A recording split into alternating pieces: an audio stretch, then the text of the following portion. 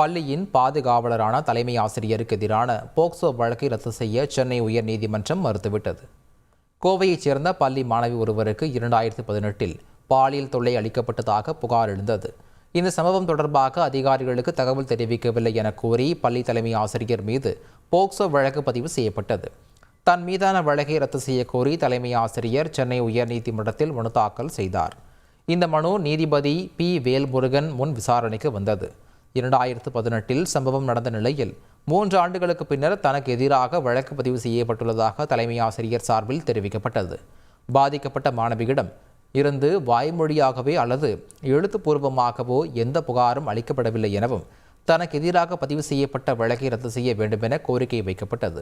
இந்த வாதத்தை ஏற்க மறுத்த நீதிபதி பள்ளியின் காவலர் என்ற முறையில் அனைத்திற்கும் தலைமை ஆசிரியர் பொறுப்பேற்க வேண்டும் எனவும் சம்பவம் தொடர்பாக குழந்தைகள் நல அதிகாரி உள்ளிட்டோரிடம் புகார் அளிக்காதது தவறு என தெரிவித்து தலைமை ஆசிரியரின் மனுவை தள்ளுபடி செய்து உத்தரவிட்டார்.